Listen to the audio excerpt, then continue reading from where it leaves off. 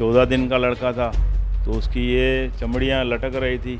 इसको रोज़ सुबह में 8 बजे इंजेक्शन और रात को 8 बजे इंजेक्शन, मतलब 1000 रुपया रोज़। और मेरे पास था ही 10,000 जो मैं बिजनेस करता था। बोला अगर इंजेक्शन नहीं लगाओगे तो ये लड़का नहीं बचेगा। बापूजी में अटूट विश्वास था, तो शाम के समय मैं बापूजी के पास गया अहमदाबाद आश्रम में, और दवाई अभी का अभी फेंक दो और डॉक्टर के पास नहीं जाना है, इसको कुछ भी नहीं होगा, इसको कुछ हुआ मेरी जिम्मेदारी है, जा अभी तो।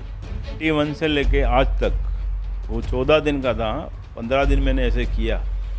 आज वो 31 साल का लड़का है। 31 साल में उसने डॉक्टर की शक्ल नहीं देखी है। पर आज तक इसने मेडिकल की गोली नहीं ली है, मेडिकल का वो कोई डॉक्टर का कोई इंजेक्शन नहीं लगाया है। सर मैं 84 से जाता हूँ, जब तो आश्रम के अंदर खड्डे थे।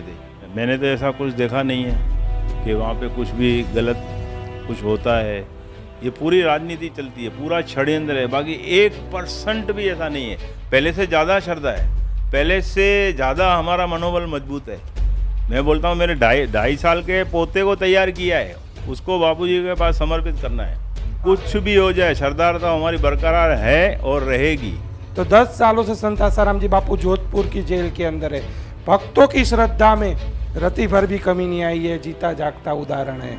मेरा नाम अशोक वदियाराम आइलानी, मैं अहमदाबाद से आया हूँ सूरत आश्रम में शिविर भरने, और हाँ अहमदाबाद के। कितने सालों से जुड़े हो आप? मैं 84 से बापूजी से जुड़ा हुआ हूँ। 90 में दीक्षा ली थी मैंने। 90 में मेरी शादी हुई, उसके बाद मैंने अपनी पत्नी के साथ दीक्षा ली। मैं 84 से वहाँ आता हूँ अहमदाबाद आश्रम में। मैंने तो ऐसा कुछ देखा नहीं है कि वहाँ पे कुछ भी गलत कुछ होता है। और शादी भी मैंने 90 में की। 91 में मेरा लड़का आया मनीष, तो 91 में जैसे मनीष लड़का आया तो मनीष की हालत ख़राब थी, मेरी भी पोजीशन ऐसी थी, तो डॉक्टर को दिखाया। ये 14 दिन का लड़का था, तो उसकी ये चमड़ियाँ लटक रही थी, वो रात को नींद नहीं कर रहे। 14 दिन का, 14 साल नहीं, 14 महीना नहीं, 14 दिन का, तो ये चमड़ी लटक रही थी, हालत ख़राब थी। गुप्ता करके वहाँ डॉक्टर है, डॉक्टर को मैंने दिखाया, तो डॉक्टर ने मेरे को बोला इसको रोज़ सुबह में 8 बजे इंजेक्शन और रात को 8 बजे इंजेक्शन। इंजेक्शन का एक इंजेक्शन का 500 रुपया लेता था 91 में। हाँ, मतलब 1000 रुपया रोज़। और मेरे पास था ही 10,000 जो मैं बिजनेस करता था, तो वो मेरे पास पूरा पैसा ख़त्म हो गया। हालत ऐसी थी, बापूजी में अटूट विश्वास था, तो शाम के समय मैं बापूजी के पास गया अहमदाबाद आश्रम में, व्यासपीठ के आगे। तो सत्संग जैसे ख़त्म हुआ तो बापूजी के आगे मैं लड़का ले गया, बापूजी को बताया बापूजी ऐसा है। तो बोले क्या हुआ? मैं बोला ऐसा उसकी हालत ख़राब है और डॉक्टरों ने ऐसा बोला है, अगर इंजेक्शन नहीं लगाओगे तो ये लड़का नहीं बचेगा। तो बोले ऐसा है, तो बोले ठीक है। तो बापूजी ने मोरपंख उठाए, वो लड़का इधर ही आया हुआ है मनीष। मोरपंख उठाए, वो मनीष को ऐसा कुछ जब किया, मेरे को बोले अभी तू जा इसको, और अभी इसको इंजेक्शन नहीं लगाना है, और जो तेरे घर में दवाई पड़ी है उसको फेंक दे। तो मैं थोड़ा कंफ्यूज हो गया, तो बोले क्या सोच रहा है? तो बापूजी ने ऐसा मुंह पे हाथ रख के ऐसा आंख दिखाया, बोले मेरी जिम्मेदारी है। तो भी मैं कंफ्यूज था। माइक उठाया बापूजी ने, सभा में बोला, बोले इसको लड़के को ऐसा है, अगर इसको कुछ हुआ मेरी जिम्मेदारी है, जा अभी तू। खाली एक काम करना कि देसी गाय का गोबर लेके सुबह जैसे सूर्य उगता है, वो मंत्र कुछ दिया मेरे को, वो मंत्र पढ़ के मनीष के नाम का वो सूर्य के आगे दीवार पे उसका पुतला बनाना है जैसे आदमी होता है बस। और दूसरी चीज़ कि जो तांबे के बर्तन आते हैं ना, तो वो तांबे के बर्तन कहीं से इकट्ठा करो और एक दिन उसको तोलो, एक्स्ट्रा बर्तन भी ले लो और दूसरे दिन फिर तोलो, तो इसका वज़न बढ़ेगा और बर्तन फूटेंगे। और उसके बाद तुम जाओ, मेरी जिम्मेदारी है, और दवाई अभी का अभी फेंक दो और डॉक्टर के पास नहीं जाना है, इसको कुछ भी नहीं होगा। मैं बोला ठीक है। मैं जैसे घर आया, सुबह में मैंने जैसे बापूजी ने बताया वो पुतला मैंने बनाया, बर्तन में उसको तोला कांटे में, एक सर का वजन हुआ।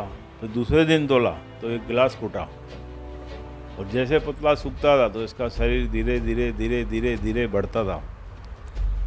91 से लेके आज तक, वो 14 दिन का था, 15 दिन मैंने ऐसे किया।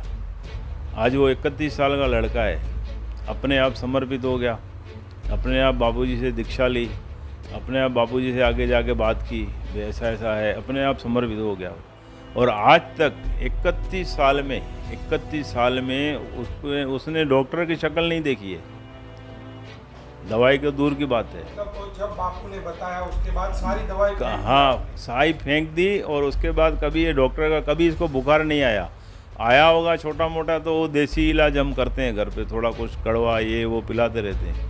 बाकी डॉक्टर के पास आज तक इसने मेडिकल की गोली नहीं ली है, मेडिकल का वो कोई डॉक्टर का कोई इंजेक्शन नहीं लगाया है। आज तक लड़का मेरा जिंदा है। कितने सालों से मतलब बापू के आश्रम में समझ? ये 2009 से, हाँ, चलता था, छोटा था तब से चलता था, क्योंकि मेरे भी गुरुजी हैं, तो शादी बाद में हुई तो मैं इसको ले जाता था, जब इतना था गुड्डा था तब से ले जाता था। और अभी आज बापूजी की कृपा से मेरा एक पोता है, बीच वाले लड़के की शादी की है, वो मेरे साथ रहता है। वो भी अभी समझो मंत्र बताओ, ओम नमो भगवते वासुदेवाय नमः, महामृति, 2.5 साल का लड़का है। और उसको भी मैंने जैसे बापूजी ने बताया, मनीष की तो विधि मैंने नहीं की थी, वो तो बाद में बापूजी ने बताया कि अगर बच्चा जन्मता है तो उसको नर्स को ऐसा बोलो, ऐसा ऐसा किया। अभी वो बच्चे को देखो, वो अभी बापूजी को तो उसने देखा ही नहीं है। घर पे हमारे टीवियाँ चलती है, कुछ भी चलता है, बापूजी का सत्संग चलाओ, भजन चलाओ, और आज तक हमने उसको मोबाइल नहीं दिया है, मोबाइल पता ही नहीं क्या होता है। ऐसे संस्कार दिए हैं उसको। जो बापू पे आरोप लग रहे हैं, कितनी सच्चाई है उसमें? कोई सच्चाई नहीं है, कोई नहीं सच्चाई सर। मैं 84 से जाता हूँ, जब तो आश्रम के अंदर खड्डे थे, तभी कुछ नहीं था, तो अभी क्या होगा? ये तो पूरा राजनीतिक चलता है और कुछ भी नहीं है। पूरे ये जो कौभांड चल रहा है बापू के पीछे, अगर बापूजी को ऐसा करना ही था, अगर बाहर आना ही है, आज 450 आश्रम है बापूजी के पास, क्या नहीं कुछ कर सकते? लेकिन बापूजी ने जो हमको दिया है, जो हमको शिक्षा दी है, दीक्षा दी है, हमको जो सत्संग दिया है, हमको जो ज्ञान दिया है, उस पे ही बापूजी चलते हैं। भले हम कभी भटक जाते हैं, लेकिन बापूजी अटूट है। बापूजी जो आज 9 साल से बैठे हैं, 9 साल ख़त्म होने वाले हैं, 9 साल से अंदर बैठना कोई मामूली बात नहीं है। ये पूरी राजनीति चलती है, पूरा षड्यंत्र है, बाकी 1% भी ऐसा नहीं है।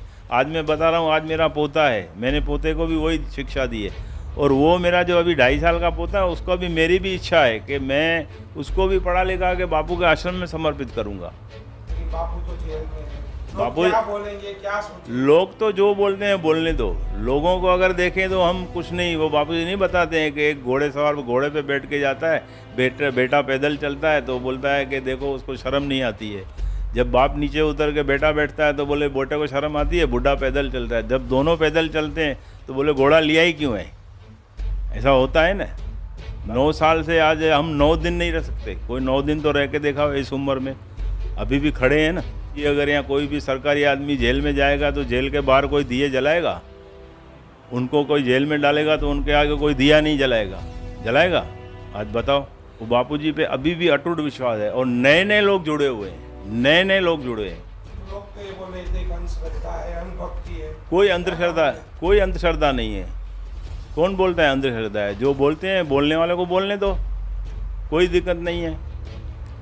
लोगों का मुंह है, लोगों का मुंह कौन बंद करेगा? लोग तो बोलेंगे ऐसा है न वैसा है। जब अपना बेटा संत बनने चलता है तो माँ बोलती है कि ऐसा क्यों है। जब दूसरे का बेटा चलता है तो बोले देखो इसके जैसा मेरा बेटा होना चाहिए।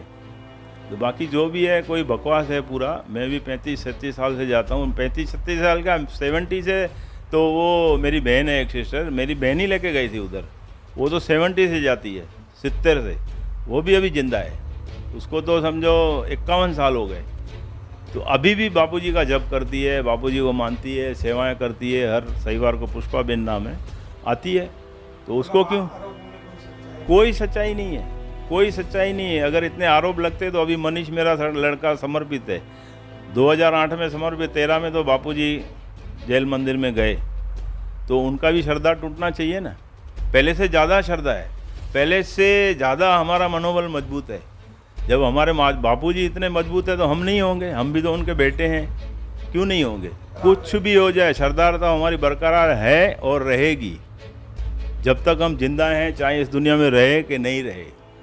मैं बोलता हूँ मेरे ढाई साल के पोते को तैयार किया है, उसको बापूजी के पास समर्पित करना है। तो 10 सालों से संत आसाराम जी बापू जोधपुर की जेल के अंदर है। भक्तों की श्रद्धा में रति भर भी कमी नहीं आई है, जीता जागता उदाहरण है। कैमरामैन अंजनी के साथ नीलेश ठक्कर, सूरत से।